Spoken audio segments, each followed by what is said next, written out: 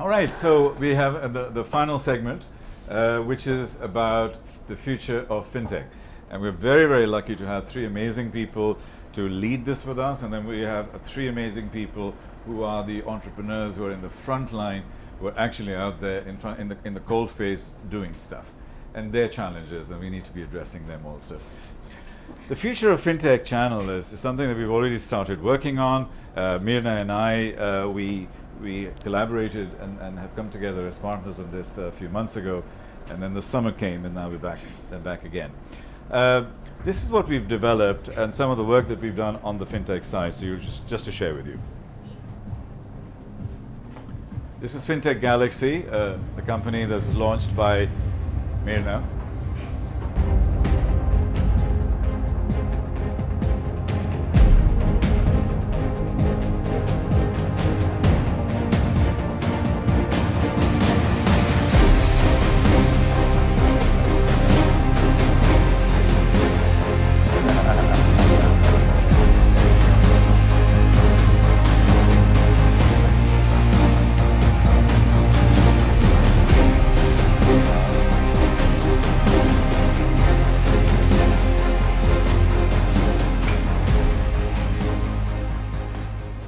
So this baby is already born. Now it's a little toddler. It's trying to sort of get out there. The new season has just started, so we need to be working on this. Why is fintech so important? I mean, these are just some core facts to build context. $100 billion worth of disruption. 90% of existing bank jobs would be lost in the next 10 years. 90%. 600 million new jobs needed. 3.5 billion unbanked people need to get engaged in some way, shape, or form, and 2.2 trillion by 2020 in terms of job losses. So when you look at this kind of context, fintech is absolutely critical. So how do we address this? If we ignore fintech at our peril with this kind of basic economic factors. A lot of us don't understand fintech. I'm not an expert, but I know enough to be able to work on this, is to say, this we already have. We are working on paying for goods and services, which fintech addresses, moving money from now to the future, which is saving money and investing, moving money from the future and bringing it back to us, which is credit, and finally managing risk. This is the total framework of fintech as I understand it. I hope I've done it because I'm here with gurus. Have I done okay here? Yep. I would say, yeah. Almost there. Almost there. I can say Oxford actually helped. We don't like managing risk. That's all. No, that's right. So this is what fintech is about. I'm trying to demystify fintech because people sort of think it's just some funky thing in blockchain or whatever. No, it's not. It's actually an integrated part of this overall system that is in there. We already launched this a few months ago, so we worked in there, and now we can start a conversation. Mirna, welcome. She is an amazing role model, and I think we'll be sitting here for 20 minutes if I just spoke about you, so thank you for coming here. Mirna, just tell us your story and inspire us for a couple of minutes of how you started in Lebanon and came here. Thank you, Tariq. Hi, everyone. Before I start with my story, I want to tell you something. My son, I shouldn't talk about that, but anyways, my son is going to university next year, and during the summer, he was doing some internship with a blockchain company in Lebanon. And when you're an entrepreneur, you talk about your company during lunch, dinner, bedtime. It becomes your bedtime story. And now he's at a point where he wants to decide on his, where to go, which university, what to study. And he's so confused. I've never seen someone so confused as this boy, because he's seen, they teach him something in school, and then he sees the world in a different. So then he comes and says, Mama, I like Fintech Galaxy. I want to run this company, but can I do mining in the Galaxy? He wants to do blockchain mining in the Galaxy. So this is how our kids think. And I was like, oh my God, what have I done to the boy? So yeah, we can't keep up with them, and whatever we do, it's always falling short. I'm Lebanese, and just like our friend Miss Prestige, is that your name? I love your family name. So I come from a country, I'm like a country mouse, and I've been through a lot of wars. I mean, there's no war in Lebanon that I haven't survived. So I've survived all these kind of wars, and I studied English literature, so don't ask me how I got here. But anyway. When she says wars, it's actual wars. Actual wars. I lost 2 houses, and I actually survived, bombed down and all that. And then I moved to Dubai as a financial journalist. And speaking of education, I've learned in journalism about the banking sector more than I can bet my life, more than any banker out there in the DIFC, because I've reported on in the boom and the bust, the big deals. I've challenged the CEOs, ministers, I mean, you name it. And then, I went to Thomson Reuters. I worked with Reuters and Dow Jones. And then I switched into the business side, where I was heading the public sector. And that's when I realized that, governments are starting to get lost between, regulating and leaving the market to innovate. Banks are accepting the fact that the customer experience is changing and customers are demanding a different kind of banking. Startups are in their own world thinking that they're gonna, demolish banks, which is not the case. VCs are hungry for deals. I mean, the whole ecosystem is completely disconnected. And I thought, okay, maybe I will institutionalize what I do, which is, as a journalist, you connect a lot of people, and provide a platform that actually brings the ecosystem together. And that's what Fintech Galaxy is all about. So we're a crowdsourcing platform. And because I survived wars, the financial inclusion story is very dear to my heart. I've been through a lot of days where I couldn't even have access to my bank or buy anything. And I wanted to work hard, set up this company, and one day I'll put all the charities on the blockchain. Wonderful. So that's Thank like you. my dream. Well done.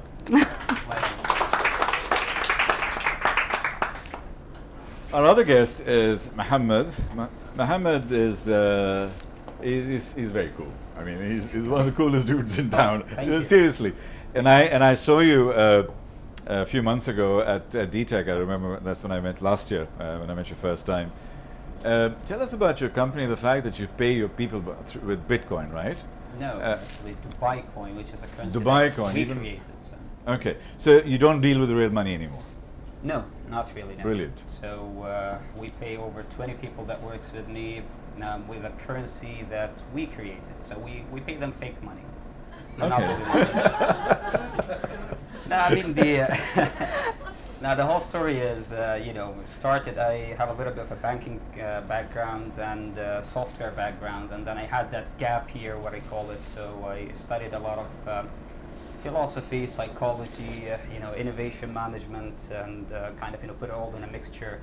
And I like as well, writing poetry, especially in Arabic, Old Arabic. So it's kind of a mixture of things here and there. And then decided to do a little bit of physics and astronomy, and then a little bit of futuristic studies, as they call them. So right now, I identify as a futurist. Join the club of two. Well, yeah. So, there would be a nice course actually in the DIFC Future. So about the future insights Sure. in about a couple of weeks. Anyway, so at that time, when I started with the bank, and I was about 22 years old, and I was in a group called the Enterprise Architects. Right. And these people are we are a group of 4. 3 of them, the youngest is about 56 years old.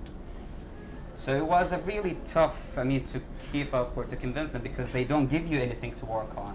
You're that kid, coming in and trying to prove yourself to people, just like, yeah, sure, go and bring us some coffee or something. Anyway, so they decided to give me something to keep me occupied. They told me, okay, you know what, we'll create something called the Innovation Lab. We'll put you there. You seem very interested about that. Go and research certain technologies and what is the impact of those technologies on the future of banking. Yeah. Very easy task, you do that before breakfast usually. So I went there and started looking into technologies. Blockchain was one of them. This was 2011, 2010. So at the very beginning of Bitcoin, that was the only application. I came up with that recommendation. It's like, okay, you know what, guys, there's this cool technology that's going to change the way banking works. Not only banking, but the way we perceive economy. Yeah. And I told them to invest in Bitcoin. Was in 2011 March time. So Bitcoin was about $3 at that time. And And you must have been seen to be something really, really weird at that point. Yeah, in time. of course. I mean, and almost arrested, right? Because I got something similar in 2013, where somebody they wanted me to represent them for Bitcoin, and I said, no, come on, I'll be in jail before I know. So I wasn't. No, they were looking at me as this weird kid. Basically, he was trying to do everything futuristic. I remember Mr. Polanyi was the head of treasury. He was like, Mohammed, I know you're like, you're smart and all, but sometimes you take it too far. Just like play it cool. Come down here. Be on the ground. It's like I'm always in disguise. Because I used to tell him, like, even for people that tells you, the sky is the limit. I hated that phrase, even though it's supposed to be positive. And I say, why is it the limit? I mean, it shouldn't be. It should be just the beginning. And anyways, so they told me, no, it will die in a year or two. And of course it didn't. Bitcoin went all the way up to $20,000. So you're a multi-billionaire today, right? You're a Bitcoin billionaire? Anyways. Moving on. Moving on. I actually started, emailing the central bank at that time, telling them, hey guys, there's this new thing. Either you should, accept it or regulate it, do something about it. And I got the most interesting reply, actually, which is no reply whatsoever. It's like, why would they reply to me? So then I decided, okay, you know what? I'll do it myself. So it was a journey. I traveled a bit and then worked for Microsoft a little bit, and then decided to start Arabian Chain, and then built the first cryptocurrency out of the Middle East, Dubai Coin, DBIX. So I created a currency, and then I went to the Minister of Economy in Saudi, and I was talking to him about this new thing, and he says, no, but it's not real. And I told him, well, I created a currency, and that currency is in the market now, and it is traded for, it was about 70 cents or like $1, that was the range. It's actually, it has a more value than the real or the dirham. And people are trading that, and now we pay all our employees with that currency. So I created fake money and I pay my people with it. So it's cool. Yeah. I have to say. That's very cool. Thank you. How much is it trading now? Right now, I think it's about 1.2 to 1.4. Don't invest. $1. Don't invest. Don't invest. It's not going to work. It's not going to be around for 2 years. Die. It's not going to be here. Don't invest. Don't invest. But, Mohammed, for the last 2 minutes, thank you so much, because every single thing we were talking about, you just helped to connect the dots. We spoke about future boardrooms. This is the kind of dude you need on a future boardroom. Do you think he can survive in a normal one? He can't. He has to be put in a little sandbox, right? Yeah. So that's the first thing. Secondly, you've got all of this sort of interests which go beyond your core education. Yeah. Thirdly, which is one of the most important things, is curiosity. You're just like this crazy curious kid who's just you have no idea. Exactly. I can see that. That's the future boardroom. And these are the kinds of people that we really, really need to be able to engage in our boardroom. So thank you for that. I really appreciate it. Gaurav, what about you, sir? What do you do? You're a tech investor. Where do I start? So actually, my family, I'm actually second generation fintech entrepreneur. Okay. So my father actually started a payment technology company 30 years ago. So based out of Dubai, we've been working with banks and all the institutions that touch the fintech ecosystem for 35 years. So I fell into the fintech world. I did a useless law degree and then decided to come back and work for a French company and then settled into the business. But after 10 years of working in the ecosystem, I realized that there was a lot of scope for change. There was a lot of scope for growth. The earlier figure that you had, the system doesn't work. Today, 80% of all your transactions still happen in cash. You might have Apple Pay, you might have Google Pay, you might have everything. The right use cases still haven't come into the ecosystem where people need technology because it's not being put into play. And you touch on these conversations about the existing dinosaurs of banks not innovating quick enough, and startups who are very eager to innovate but don't know how to do it. Yeah. And we actually sit right in the middle. We actually sit right in the middle to facilitate that because we have 200 fintech relationships in the region. Right. And because we've actually been through the entire ecosystem on the adoption curve of technology, where your earlier slide of even earlier about where you actually presenting the video, one of your slides actually talked about the adoption of technology. Right. Firsthand, we've had the ability to see technology moving from an idea into the ecosystem being adopted by consumers. Right. Because we've delivered that technology. And we've seen that that time span has actually changed from 5 to 7 years to even 10 to 15 years down to 3 years. And actually, we've introduced technology in the market which has been adopted in 6 months. And I'm talking about brand new technology. Technology that doesn't exist on a global scale, but is so secure, so simple to implement, and so beneficial across every chain in the ecosystem that financial institutions are taking on in even 6 months. There's no 3 years anymore. There's no 7 years. So here's the ecosystem that we need. Right. Meena, are we ready for this? Is this region ready for this? Are the compliance issues there? Is the central bank in the game, or is this just something that we are trying to be really, really cool about? See, for you to have an ecosystem, you need to have talent, and this region has really amazing talent, right? You need to have the money, liquidity. The region has a lot of liquidity. I mean, we export money into the outside world. Yeah. You need to have technology, mobile penetration, and all that. We have it all. You need to have banks. We've got huge banks, and we have a lot of banking systems. But what we don't have, and if you look at the gap between MENA region and the global, during the first half of the year, around $50 billion were invested in fintech. 50, okay? In this part of the world, you barely reach 50 million. So what's keeping this region behind? It's actually the ecosystem is not connected. Okay, so regulators are not working closely with banks and startups to open the market. There are some structural challenges into the system that need to change. Yeah. So opening, an app on a phone is not going to change how banking is done, right? And investing, 100 million here and 100 million there won't change it. You've got to have some really big initiatives that cascade from top bottom and bottom up to change the whole, region. What is your experience in terms of we're about to get our entrepreneurs on board, and you started out as an entrepreneur. What has been your experience in terms of acceptance, in terms of tolerance to failure? You're a rich man, so you have the money, but where does the money come from? Oh, thank you. And no, I'm serious.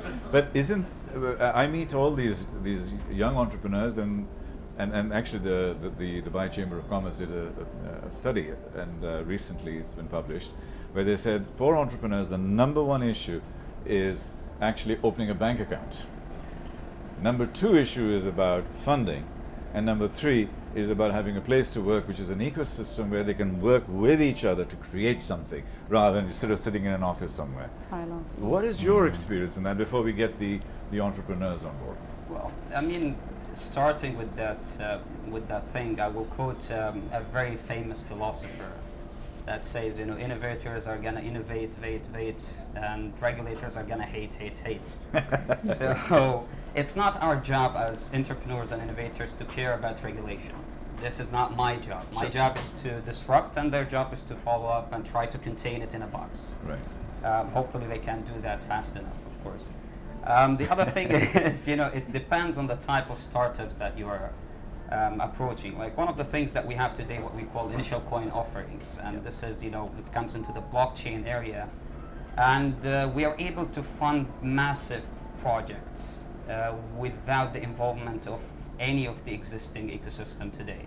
So no venture capitals, no investments, no regulators, no whatever. We can do all of that, and it's actually working. But it's scary a little bit because when big money is involved without any regulation. Isn't ICO a little bit dodgy? I'll speak about it because I'm speaking about the regulation. It was announced a couple of days back from the SCA here, Security Capital Markets Authority in Abu Dhabi, and they actually came up with an approach towards ICOs, how to regulate them and consider them as securities. And I think it should be done that way. The word has a negative connotation because it was very new. People made a lot of mistakes in that, took advantage of the whole thing.